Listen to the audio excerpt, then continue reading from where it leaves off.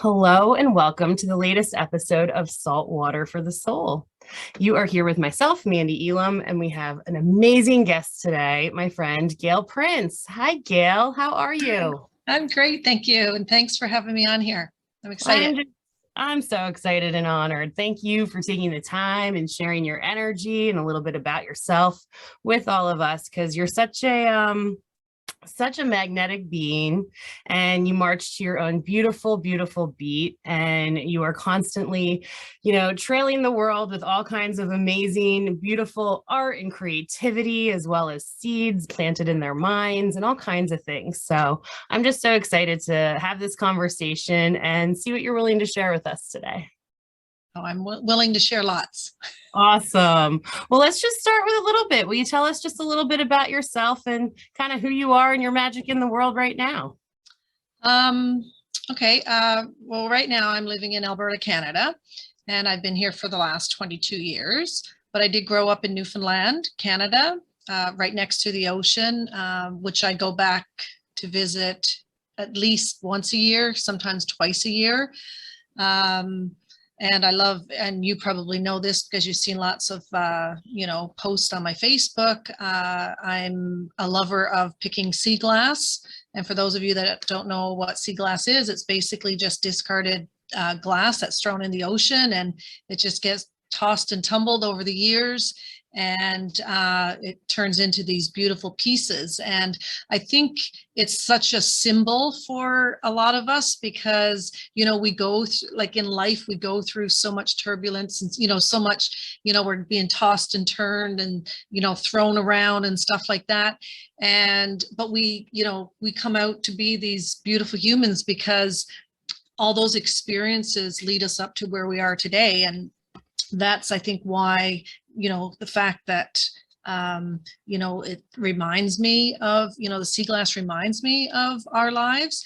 And that's why I think I'm more attracted to it, and just the beauty, and then creating. I mean, I don't consider myself an artist at all, but everybody seems to love my artwork that I do with sea glass. And being away from Newfoundland, like, it brings me closer to my home when I'm doing the sea glass and stuff. So it brings me a lot of joy for sure.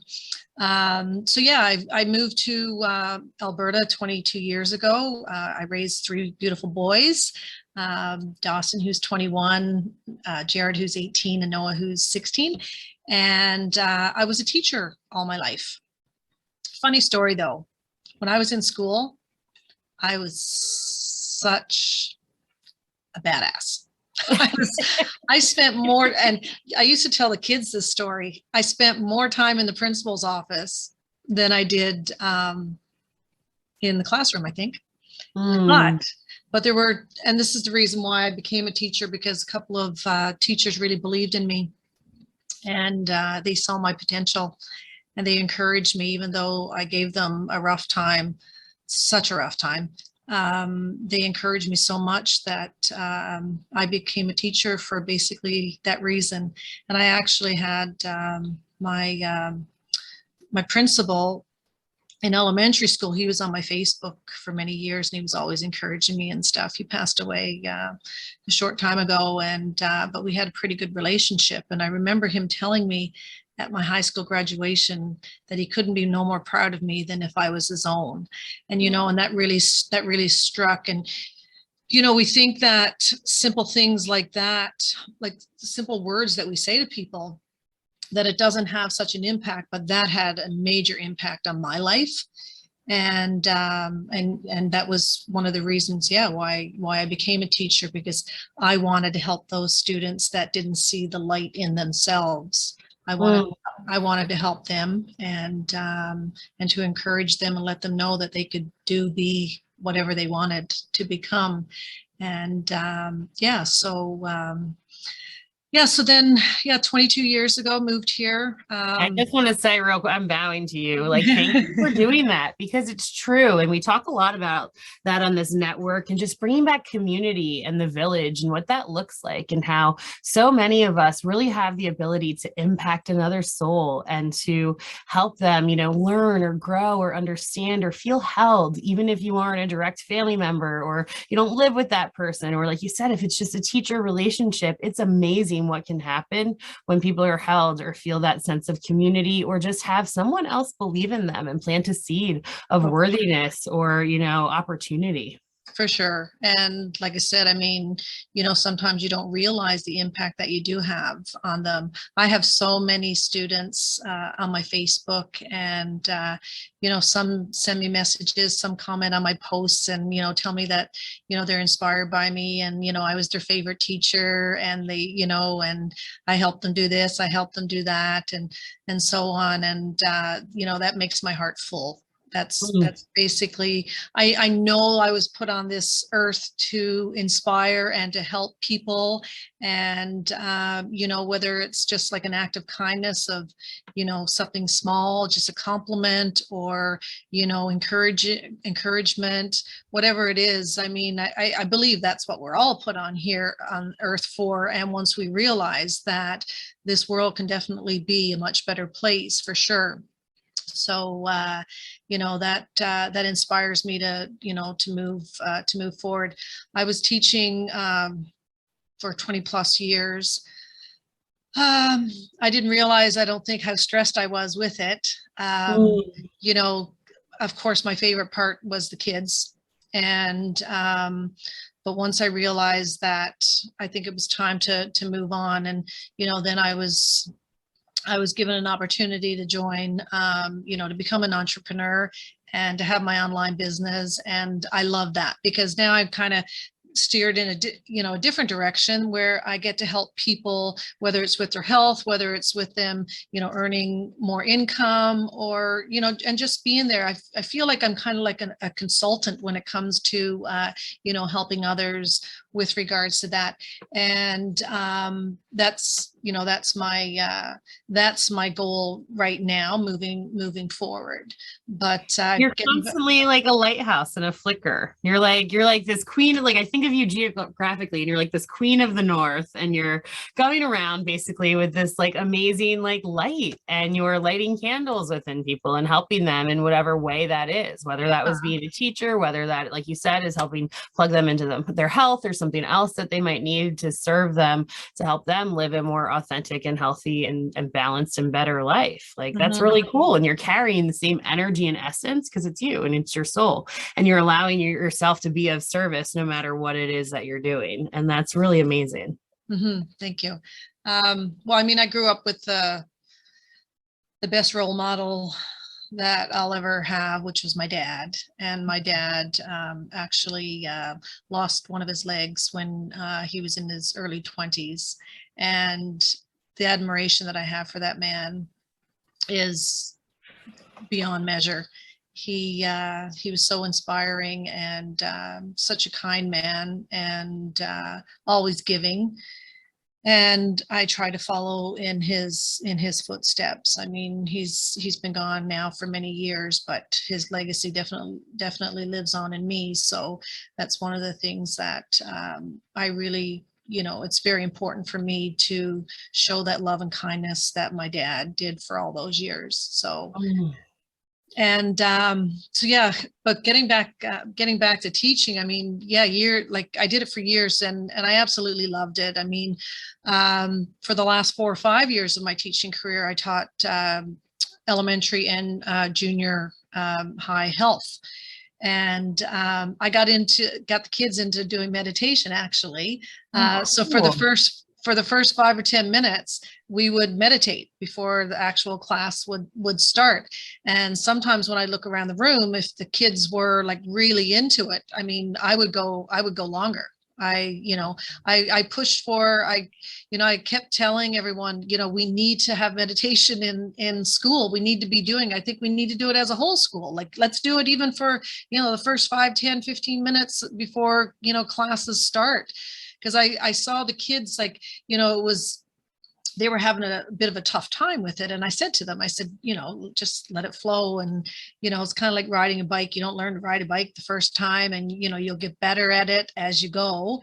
And, but a lot of the kids got into it a lot. And, even if, to ask some of them today, they'll say, oh, I just love your classes, Miss Prince, when you did meditation and so on. And because I do believe that's very important for us to, to quiet our minds. And I mean, I allowed kids, even, if you didn't want to meditate, you didn't feel comfortable closing your eyes. Well, just if you want to just sit there and, look around the room or read a book or do something just so that, you're not, do something that's going to relax you, something that you enjoy doing. And and that's what I did, because my best friend introduced me to meditation many years ago. And I thought it was kind of like a little bit, I wasn't really interested in it.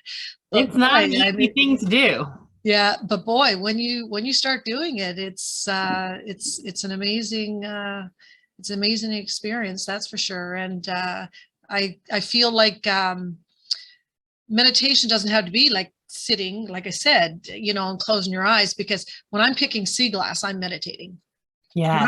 When I'm making my sea glass, my creations, I'm meditating. Like it just takes me in a different zone, and I just, you just feel so calm, and you just feel connected, and it's just an amazing feeling. So I just tell people, find things that you just dearly love to do, and it takes you away from all the chaos, and just do it. And I love the title of this, when I think about salt water, is because salt water is, the ocean is what is really in my heart that I love to do. And so that's another reason I decided, not to teach anymore, because I do want to be able to have that option of being able to go to Newfoundland whenever I can. And, with my business, I could do that. I can, the traveling right now is not the greatest. I definitely have no plans on leaving Canada right now, but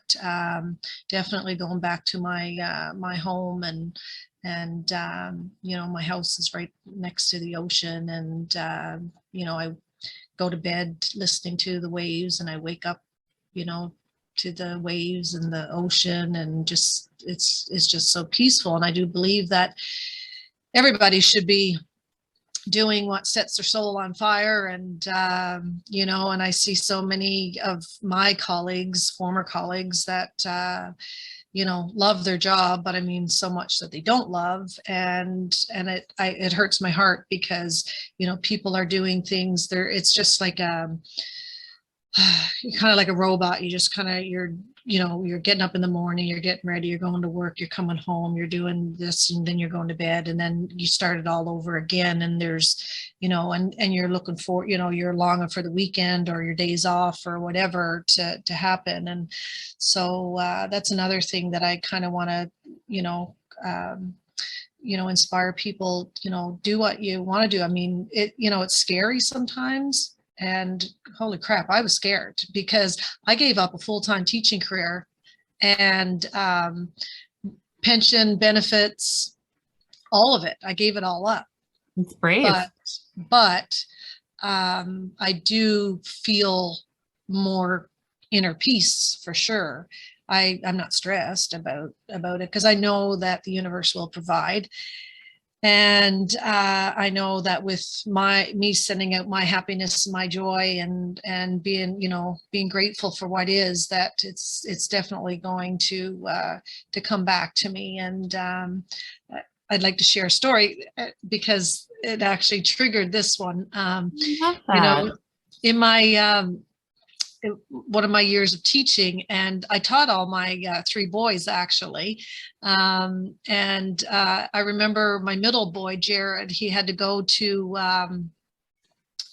he went to the K-3 school with his class a couple of years ago for Christmas. And they went over and sang to them, and, did some fun things with them. And anyway, on his way back to his school, to our school, he found a $20 bill. So he picked it up and he came and he had me for a teacher that block. And he said, "Hey, Mom," he said, "I found this $20. And I says, "Well, what are you going to do with it?" I said, "Clearly it's somebody else's and they're probably going to be looking for it." So he brought it to the office and he gave it to the secretary. And she told him, she said, "If nobody comes to pick it up in 3 days, I think that's the rule or something, that you'll get it back. You can have it. It's yours." And he came back to the class and I said to Jared, I said, "Jay," I said, "when you do good things like that," I said, "it comes back to you in tenfold." And I think it was like 2 days after, because we were into the Christmas season, and he bought a couple of tickets on a raffle for that was happening during the Christmas concert. Well, guess who won? My son won. And guess what it was? It was $200. So that was 10 times, so it's like, there you go, Jay. I mean, and it's, I try to instill that into my kids all the time about, doing good. Don't expect anything in return, just do it. And it may come back instantly like it did to you, Jay, or sometimes it may take a year, 5 years, 10 years, but I guarantee you that it will come back to you, when you send out that good.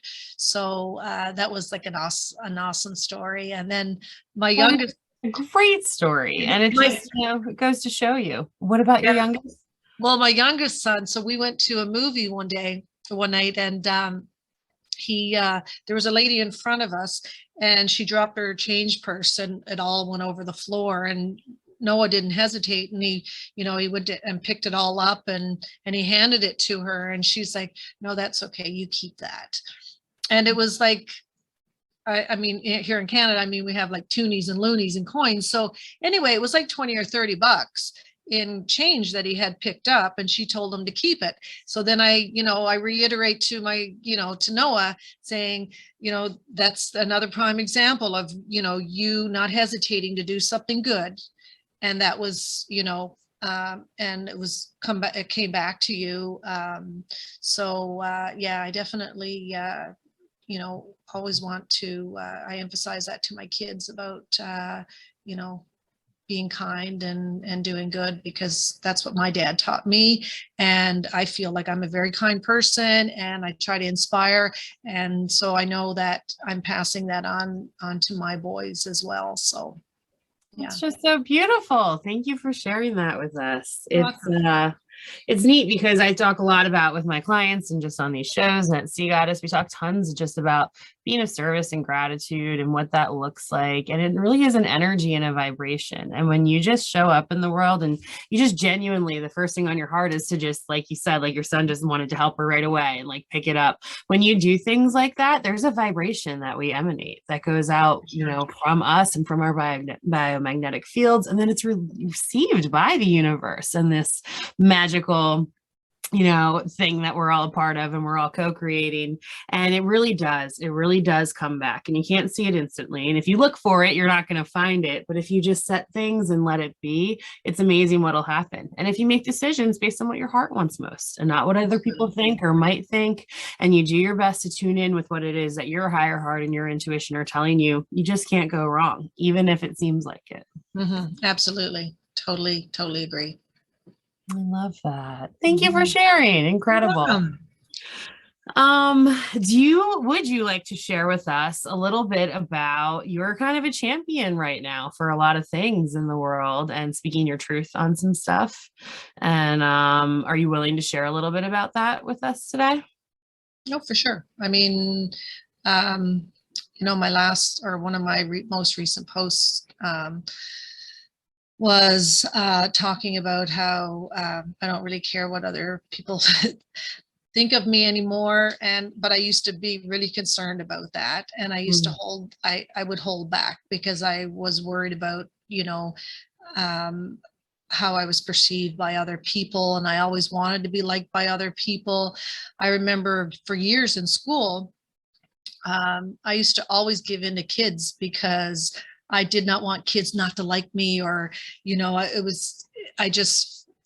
so a lot of times, like throughout my life, I kind of kept silent, and you know, because I was scared that, you know, that people would judge and so on. But I'm kind of not, I feel like I'm not like that. I'm not right there yet, but I definitely am getting better for sure.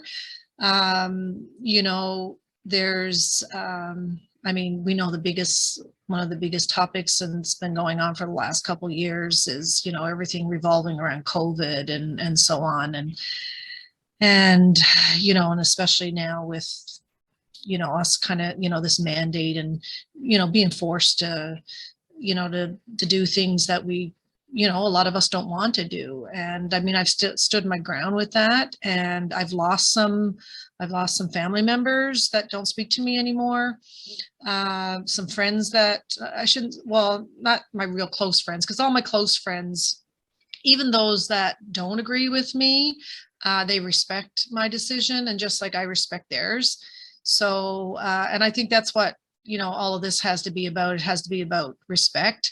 I think there's too much fear going on in the world, and it clouds people's judgment, and it, you know, they're not coming from their heart-centered space. They're definitely coming from that fear based.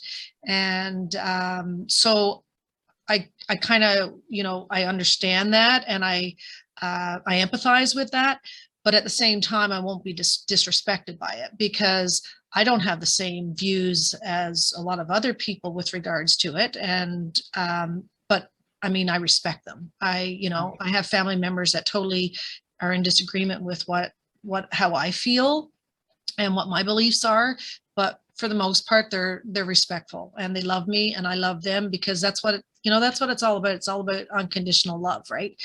And I think this big wound is trying to bring us all around to it eventually here. Yeah, and that's what, you know, and I believe that too. I believe there's going to be lots of positive things coming out of this, and I just feel like we have to ride the wave and that kind of stuff. So it's like, you know, when I plan on going home to Newfoundland in March or April or May, whenever it's going to be, you know, we will be driving. We'll be driving there, and because right now I can't get on a plane here in Canada. So, and I'm okay with that. So, you know, I have a strong conviction, like, you know, when it's there's something that I believe in, that I'm, you know, I'm going to stand my ground, and it's not being stubborn, and it's not, you know, it's not about that at all.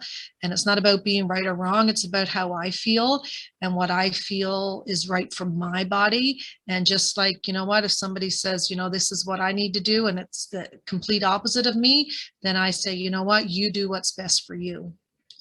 You know, and I think that's what we need to focus on. We need to not focus on the division right now. We need to come together in love and unity.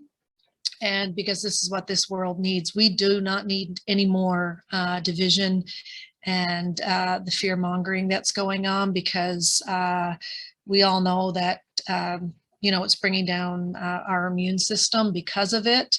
And, you know, I've already had the virus, and, you know, I got better with it. And, you know, so I feel like, you know, and I feel like people, you know, ask each other these kinds of questions, these personal kinds of questions. And it's like, we've never done that. We're never allowed to be asked up until a year ago. We've never gone, your personal information is gone. It's very we've never done that before. And so, ever. So that's kind of, you know, but I mean, now whether you want to post it and say what you did or what you didn't do, I guess that's fine too, because I did. I mean, you know, most people, the majority of people know that, you know, my choices that I've made, and I'm okay with that. But I mean, you know, I don't think it's right for somebody to just say, hey, did you, although you know what, I've done it with some of my friends before. I've said, hey, did you get it? Did you get the shot, or did you, you know, but then afterwards I'm thinking, shit, I shouldn't have said that, asked that. That's none of my business. But you know, amongst friends, I guess it's, you know, it's okay. But yeah, I just feel like, you know, because there is so much fear surrounding all of this, that that's why there's so many people hating on one another, because they're truly scared. I don't believe that they're miserable and bad people. Because I don't believe anybody's bad person. And, and that's what, I would say to the kids in school, I would say, you're not a bad person. You may have, made choices that probably weren't the greatest for you, but again, their experiences, and you learn from it. And that's, that's the advice that I would always give kids. And that's the advice that I would give adults too, that, but let other people choose what they want to do. And, focus on the love, focus on bringing joy to the world, focus on kindness, focus on, helping that stranger who, probably needs to go to the food bank for a meal, or that family that, they're the breadwinner lost their job because of a choice that they made. And, don't laugh at it. Don't think, well, too bad, that's what you did and that's your choice. But no, we're all humans, and we're all supposed to be here to love and to share. And, so, that's my take on it. And so I remember being angry lots about it at the beginning and getting very defensive with people. But now I'm just like, you know what, this is my views, this is my opinion. If you don't like it, that's fine. And I may not agree with yours either, but I love you. I'm sending you love, and I only wish the best for you. I don't wish harm on anyone. Like, even those that higher up that are, making these mandates, and people that are right now are on an evil path, that I believe. And, a lot of these that are in power. But I send them love too, because I do believe that the more love that we send out in this world, that, the vibration is going to be much higher, and love wins overall. It really does. It really does. And, you can't fight fire with fire. But the opposite of evil, is love. It's an absence of love. So the more we throw love out there, the more it's going to bomb the entire world with what it needs at this time. And there's so much controversy with everything happening right now, and so much fear. And like we just talked about it a little bit, even if it is, all these things and the hires that be, and people are planning it or whatever it is, this is still an opportunity to step even further into our light, standing in our sovereignty, saying what works best for us, and then honoring and respecting ourselves and others and their decisions, and like throwing the more love out that you can. Like you said, it's the best thing we can do right now.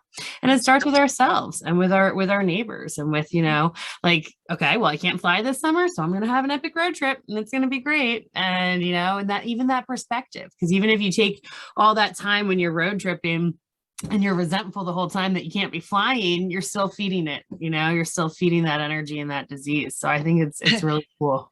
Actually, when I moved here 22 years ago, and, with my husband at the time, and the father of our three boys, I was pregnant with my first son. And we drove all across Canada, and that's thousands and thousands of miles. And the funny thing is that, we stopped to pee, I think, more for, my husband at the time than we did for me. But, so that wasn't the most pleasant trip, being, I think I was like 6 months pregnant at that time. But really looking forward to going back, and just taking our time traveling across Canada and seeing a little bit more of it. And I like the fact that you brought that up, because we tend to focus on a lot of the things that we have no control over, and it gets us nowhere. So my motto is, focus on what I do have control over, and then just let the other things be for now. And because the things that I don't have control over, and if I focus on them, I get frustrated, I get angry, but it gets me nowhere, because nothing changed. The only thing changed was me, and my energy becoming more negative because, you know, I was angry and, you know, frustrated and sad and everything else. And I remember, you know, posting things like that too, a while back, you know, when this first began, how angry I was at a lot of things. But again, it didn't get me anywhere.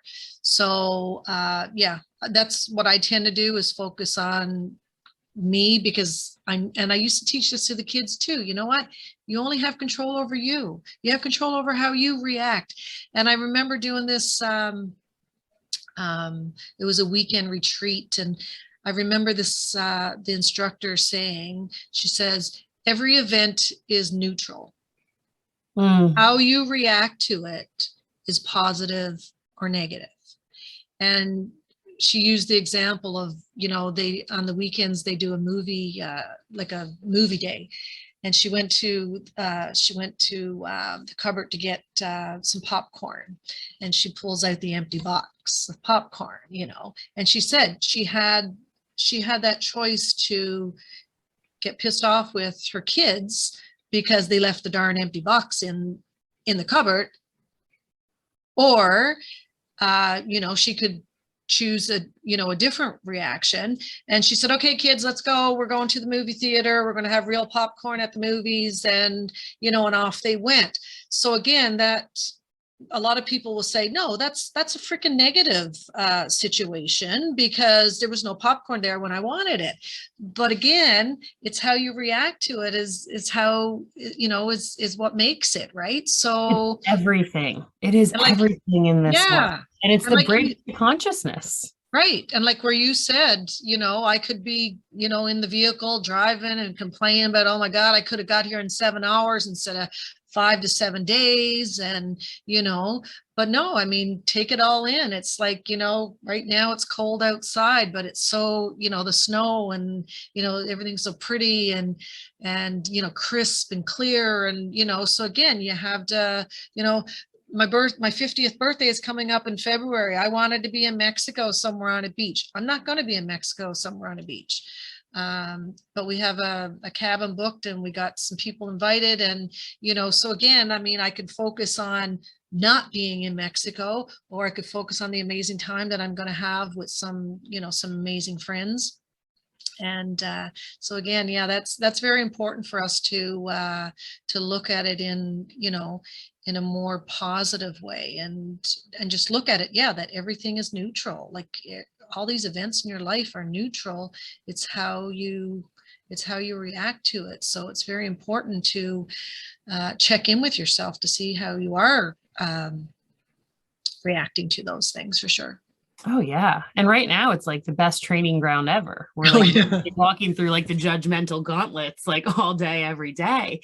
And, you know, like I had a birthday last week, and even myself, I found it like some people were saying happy birthday. I was so excited. I'm always grateful. But there was a bunch of people who said happy birthday that I thought totally like might hate me now or delete me by like, you know, because of my beliefs, or might not still be around. And I was like, oh my God, they still like me. Cool. Like neat. Like, and it's so funny because I was noticing that in myself, and I was like, well, that's not fair, because I do my best to not judge anyone.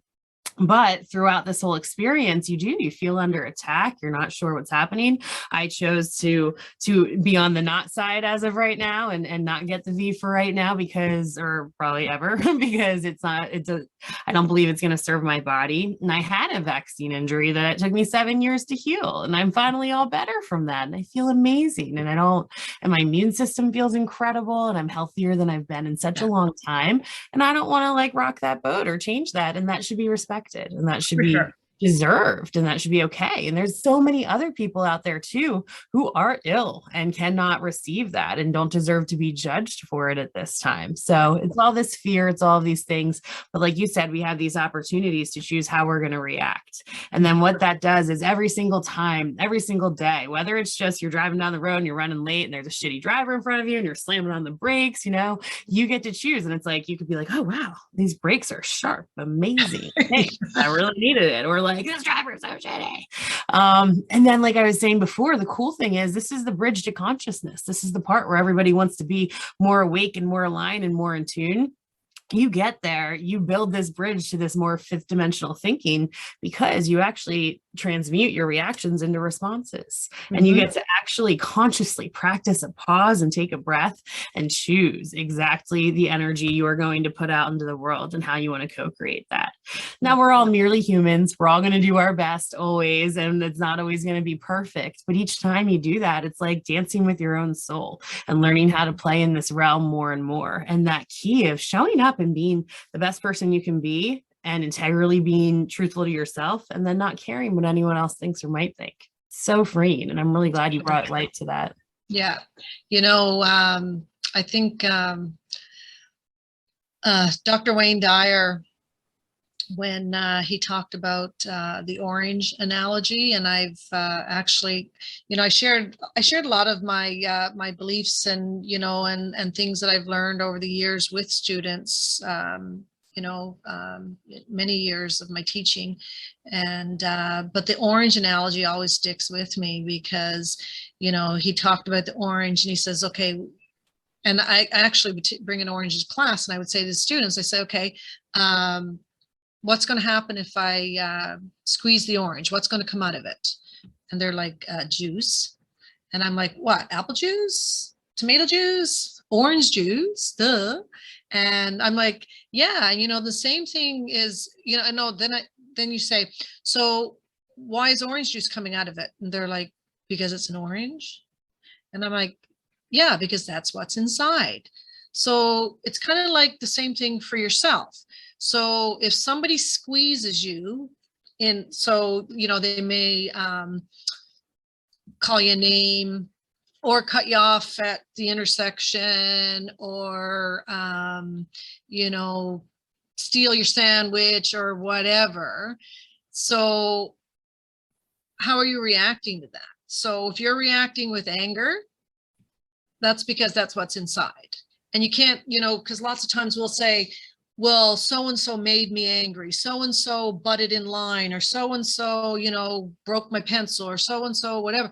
And, but, you know, I was trying to, you know, teach them that, but that's already inside of you. They squeezed you by breaking your pencil or, you know, taking your sandwich or whatever, but it's already inside. That anger was already inside and it was triggered by, you know, a circumstance. So you have to figure out what, you know, what is actually making that, you know, making you feel that. Because I can tell you right now, I've gone to an intersection before, or I've been cut off by vehicles, or somebody slam on their brakes ahead of me, and, you know, and I'd have to slam on my brakes, and I've done it. And there's times that I do it and I'm like, okay, whew, okay, there's no accident. That's great. And then there's other times it's like, what the heck were you thinking? Like, what, you know, pay attention. Or there's times that, you know, I've, you know, because in the town that I live in, the train goes right through the town. And the train goes right through the town. The stupidest times, I'm telling you. Morning rush hour, lunch hour, rush hour, and in the evening. So there's times that I've, you know, been stopped with the train. And I know one time I may be like, oh, this is cool. I'm going to turn on some music and sit back and just look around and, you know, enjoy the surroundings and just, you know, take a breath. And there's other times it's like, why did you have to show up at this time? You know, so again, we choose to react, but I know at those times that I did react negatively, I know that there was other things going on. So when that happens, I love that. It's like a compass. It's like a gauge. And yeah, and when things like that happen, when I react in a bad way, then I'm like, okay, Gail, what the heck is going on? Like, why did you just do that? Like, you know, so, you know, being aware is key. And I feel like I'm more aware of how I feel, and I'm more, you know, okay, figuring out what is happening and switching it. And you know what, I may have to go and make a sea glass picture, or I may have to go and read a book, or I may have to turn on the music and listen to something that gets my energy flowing in a positive way. But I do know those things to do. And a few years ago, I lived in I mean, you know, my husband at the time, I left a marriage. I think it was because I was so darn stressed out and I was depressed and I didn't even realize it. And it was like a crazy time. And I didn't have the tools. The only tool I had was go to a doctor and, a doctor hand me, or, write a prescription. And I was like, okay, well, this is not doing it. This is just masking it. Like, I need to figure this stuff out. And I realized that I was overstressed and I was, anxious about so much. And, I did not know how to get out of that until actually it was my principal at the time gave me the book, The Secret. And I was like, The Secret. I had no clue what it was. And I thought it was like a romance novel or something or whatever. That's funny.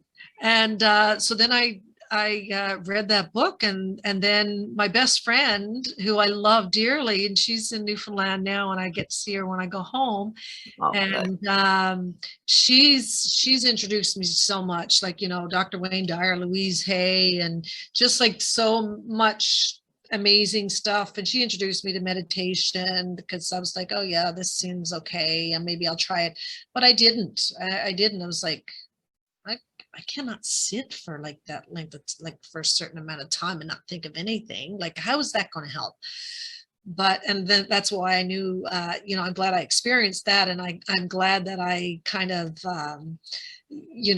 didn't agree with it at that time, because when kids opposed it, well, then I was like, yeah, I was like that with same thing. I mean, but this stuff totally works. So, but yeah, that was, those were turning points for me. And I look back on, I love Facebook memories, because, gosh, I mean, I've been on Facebook, I think it's been on like 13 years or 12 yeah, a long years time or now. something. We're well over a decade. Yeah. And when my memories come up and I read them and I'm like, oh my God, that was me back then. I'd be like, I'm so stressed out and I don't know what to do anymore, or just like stuff like that. And I actually, sometimes I look at them and think, oh my God, Gail. But then I turn it around and think, wow, I was there, but now I'm here because, in the last few years, when I look on my memories, it's not like that. I was, I think I was, being the victim and all the time and not taking accountability for me and how I was feeling. I was blaming it on everybody around me, and not only the people, but the circumstance and, everything. And that's when I keep reminding myself, Gail, you only have control over, how you react. You only have control over you. The happiness that is out there is just icing on the cake. The happiness that you find is within here. And then, and then it spreads, it spreads out. And then you get more circumstances that come into your life to help you create that happiness. But I was miserable for many years, like really miserable. And I was looking outside for it. I was looking at it in relationships, at work, just so much, like, okay, I'll buy the new dress and maybe that'll make me happy, or, let's get a new vehicle and that'll make me happy, or, let's go on a trip and, that'll make me happy. But it was all like temporary stuff, like temporary happiness, because I wasn't happy within myself. And we're a work in progress. I'm definitely not 100% there where I want to be, but you're merely humans doing our best. Yeah. And, it's hard. Like, none of us were really taught how to do these things, or how to heal ourselves, or how to treat ourselves. And, we're raised in these wild, rise and grind society creatrix we all co-created, where everybody's kind of operating, as we can tribute to Louise, on guilt, shame, and criticism and fear. And it all just becomes so overwhelming after a while. And especially as women, we're not taught to love ourselves and care for ourselves until really we didn't even become free or independent until like the past 80 years or so. Mhm. And I bring it up often. Sexual harassment laws didn't come in until the 1980s. There's just so many things that we're all like paving the path on. And by you taking that breath and taking that time to go through, you know, like a lot of people like to call it like kind of those dark nights of the soul, where you take a look at yourself and you're like, you know what, I'm not happy. And why is that? And what is it that I can do to change this? And I'm going to sit here and I'm going to see what I need to do and see what comes in and what ends up working for me. And that is such power. And that is so hard for so many people to be brave enough to do, to take a look into those within, to those darker places and shine a light on it and say, okay, what can we do to start healing this? And that Facebook memory, I love that. That's like an opportunity to go back there and, you know, and I do it with myself often. I feel clients to do that when a Facebook memory comes up, to do the shadow work, to transmute it and say, okay, wow, amazing. Look at how far you've come. And then that bit of embarrassment or guilt being like, oof, all right, you know what? Like I always call myself like baby Mandee, like I love you, you know, you're doing the best you can. You were stressed out to the max. And maybe we'll hold you a little later in meditation today and send you some extra love and heal that up, because we're so multidimensional. And even if that does come up, that little bit, it's because there's just another little layer that deserves even more love. And like, what a cool tool every day in all of our faces to be able to help us with that. Absolutely. Absolutely. It's, you know, I've learned and I've grown so much over the years, and I just know that, and I'm excited for the continued growth and see where it takes me. And, but yeah, that's, you know, I love my, you know, posting on Facebook and inspiring other people. And, you know, I've had people, I don't do a lot of, live videos. I kind of, and it's weird because, you know, I've taught in front of kids for 20 plus years, but I always get a little nervous. Even coming on here today, I was a little nervous, but now you know, once I get into the groove, I feel fine. But, you know, I've done live videos and been very, very open and very raw about things. And, you know, especially the relationship that I had with my mom growing up. And, you know, and then I have people like young girls, like in their early 20s, messaging me and saying, you know, thank you for sharing that. And, you know, I have that kind of similar relationship with my mom. And, you know, and that helps me a lot to know that, you know, other people are going through that. And I think that's huge, you know, because I think we need to be more vulnerable, and we need to be, you know, sharing a lot more of, you know, just because, you know, when you look at Facebook, most people share, you know, all the good stuff, and it's like, okay, let's get everything all ready before I take my picture, and just, you know, or what, you know, do that post and everything.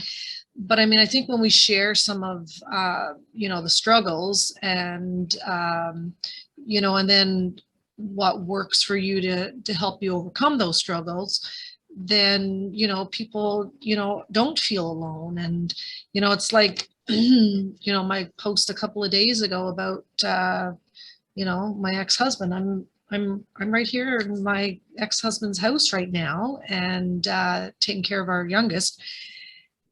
And I mean, again, one day, you know, a while back, I probably would have been not wanting to share that with people because people would judge it or whatever. But I mean, we have a great relationship. It wasn't always like that. I mean, we had, like, I cried and I shed a lot of tears, and there was a lot of heartache, and there was a lot of anger. There was a lot of bad stuff in the first couple of years when, you know, when we split, and, you know, our kids suffered for a while. But again, I wasn't in that mindset that I am right now. So, you know, we both grew, and we both, you know, we had to let go of that ego of who's right and who's wrong. And, you know, it's not about right or wrong. It's about what's best. And, you know, I see that so much in students, you know, when their families going through, their parents going through divorces, and the heartache it was causing them. And our kids are thriving now, though, because we are in a good place. I mean, like I said, I'm staying at my ex's right now, and, you know, because our youngest needs me. And, you know, but we, you know, their dad and I have a great relationship, and we had to work through a lot of things to get to that place. And sometimes I think that he's a bit of an asshole.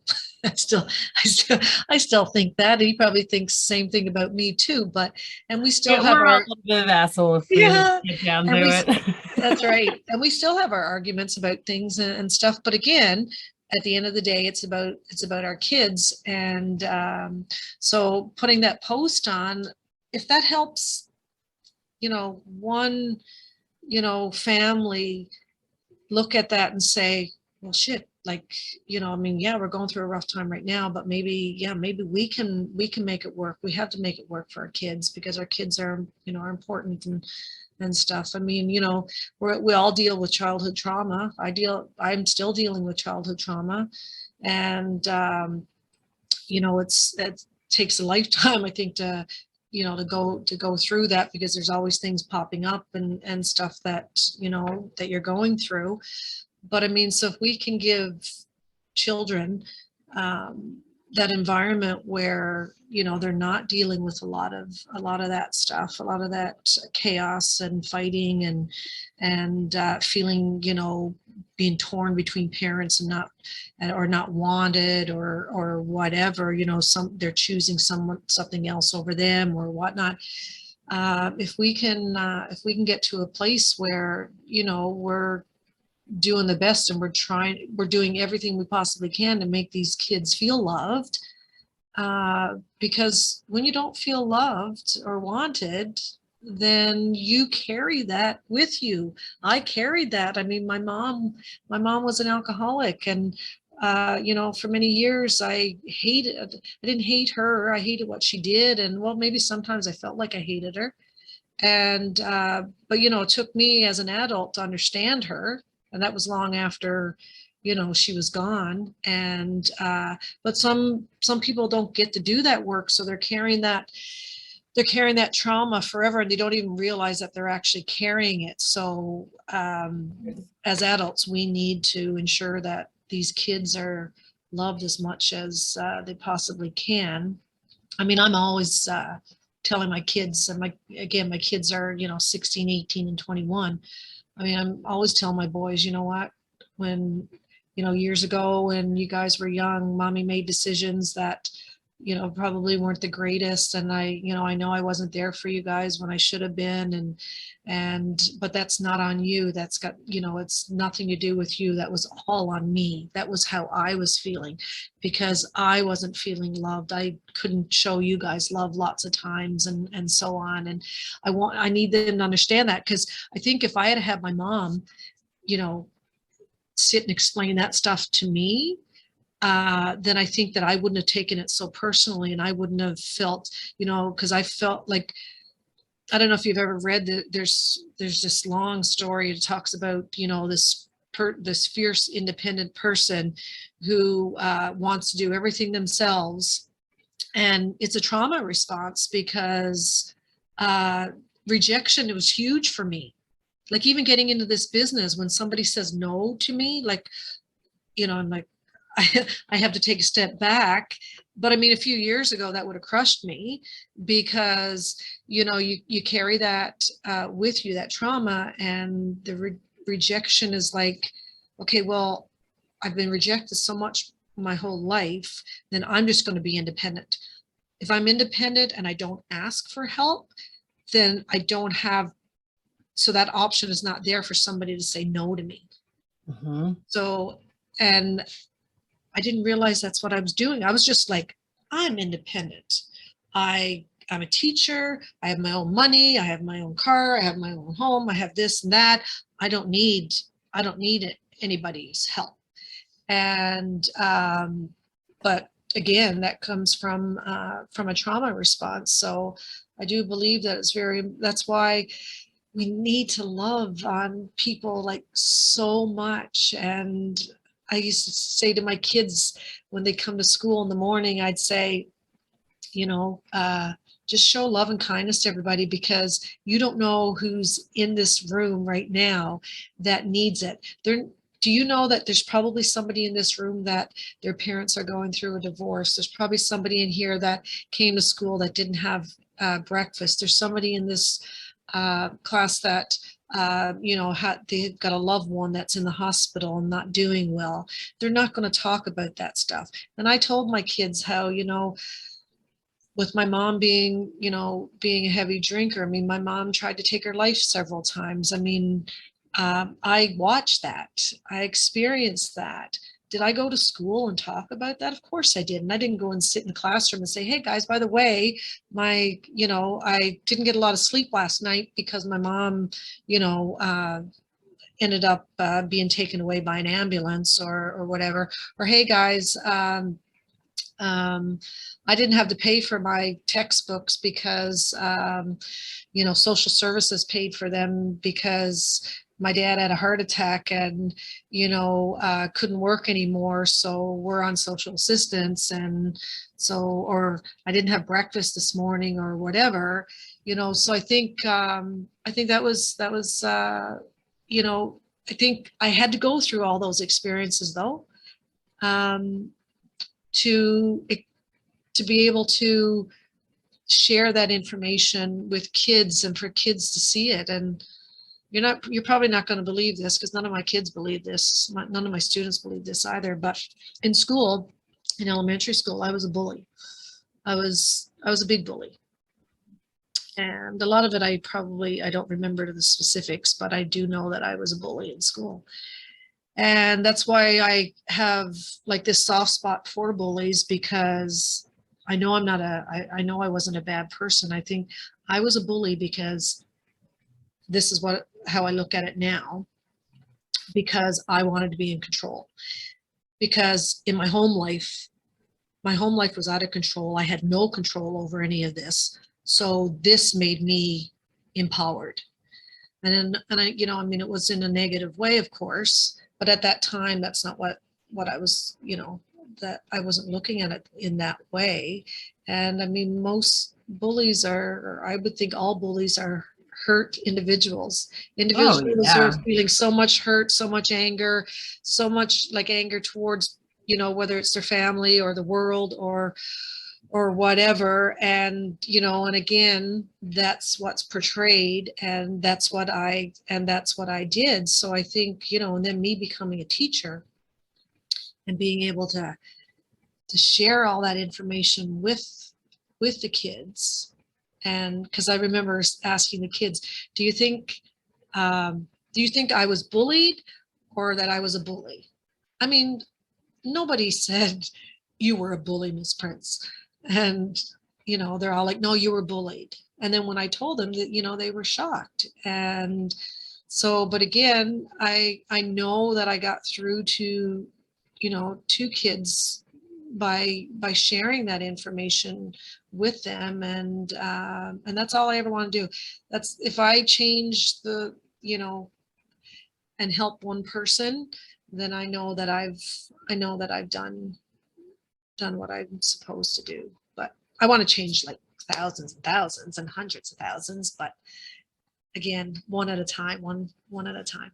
You just never know. One moment at a time, one seed at a time. And it just starts with ourselves and leading by example. And like you said, being honest, being vulnerable, speaking your truth. Like hurt people always. And it's something that, we're just really figuring out. And it's an opportunity, just you sitting there in that classroom and explaining that to kids or giving them that perspective. It might be later on where someone else is able to help a bully or someone who's acting out, really, if you will, because of the hurt that they're experiencing. And there's an even bigger call to action for adults, because we talk about it with kids, we're seeing it with kids, but then all of a sudden kids are 18 and they're an adult, even though their brains don't finish developing until they're like 25. And we're all out there on our own, and then that's it. It's like we don't get to the workplace and say, oh, we didn't have any sleep last night because my mom's in the hospital or this is happening or whatever. And then we're creating just this even bigger deficit with those who are the parents, who are the teachers, who are the leaders and the helpers and the way showers, and they're not getting held. And so it's this big aspect of like community coming back around and what that looks like. And while we've all been attacked this past couple of years now by this invisible enemy, it's giving us an opportunity to really take a closer look at that. Mm-hmm. Absolutely. Totally agree. It's all experiences, and we're learning, we're growing, we're sharing, and You know, I never look at anything that I've done, like my choices or whatever. I don't look at it as a mistake. And I never used that word at school. And if I did, I always corrected myself. And I would say, it's not a mistake, it's an experience. And what do you learn? You know, what do you learn from it? And, but if you continue it, then clearly you're not learning from it. And, you know, maybe then you can classify it as a mistake, but you learn, you know, I mean, if we were all perfect, then we wouldn't be able to experience it. We wouldn't be able to grow, right? So again, when I look back at my memories from, you know, 13 years, 10 years ago, even 8 years ago and 6 years ago, and look at it now, I mean, I'm like, yes, you know, I've grown so much. But that wouldn't have happened if I didn't have those experiences that I did have. So I'm grateful. I'm grateful for all of it. And I think that's the way we need to look at it and think, you know, and be grateful for everything that we've gone through, because it got us to where we are. And if we're not where we feel like we should be, then we need to go back and look at, you know, and see what, you know, the things that we can learn from that and move forward. So yeah. I just love it. Thank you so much for sharing your time and your energy and wisdom and incredible stories with us. You're very welcome. I enjoyed it tremendously. Thank you so much for having me. You're welcome. How can our people who are tuning in and listening to this, if they want to follow you or support you or learn from you or work with you at all or join one of your businesses, how do they get a hold of you? They can find me on Facebook. My Facebook is public for my business, and you know, I always love to add lots of new friends and stuff, especially people who, you know, are kind of in the same mindset as we are. Because I'm constantly looking at people's posts and, you know, and being inspired by it. And again, that's a choice, right? We choose to what we let into our space. And I love having the positive stuff. But I mean, if there's something that's negative, then I like to be able to put a positive spin on that too, and help anyone that I can. And yeah, so I'm here to help. I'm here to inspire. And I know my work is not done and I have lots more to do. So, but yeah, you can find me on Facebook for sure. Facebook, Gail Prince. And thank you again so much. And we will be in touch. We appreciate you, Gail. Thank you so much, Mandee. I feel very grateful to have you as a friend on Facebook. And one day I hope to meet you in person. Absolutely. We will get there eventually, right? We will. You can come to my house in Newfoundland right next to the ocean. Yeah, for those of you still tuning in to the end of this episode, you post amazing videos. I meant to mention that of sea life coming right up to where you can see. I think I remember you posted a video of one of your boys on like a jet ski or something. Oh, yeah. Runner, and there was like an orca or something right next to him, or humpback whale. Humpback whale. Yeah. I love that. Yeah. I volunteer in New Jersey here at the Marine Mammal Stranding Center. And so it's a lot of fun, and we're always learning tons about marine life and supporting it. And it's right here in the Northeast and the North Atlantic. And we're always learning about seals coming down from the north from your way and different things. So very cool that you get to experience that when you go. Well, I'll have a room ready for you when you're ready. Thank you. And thanks to everyone who tuned on in.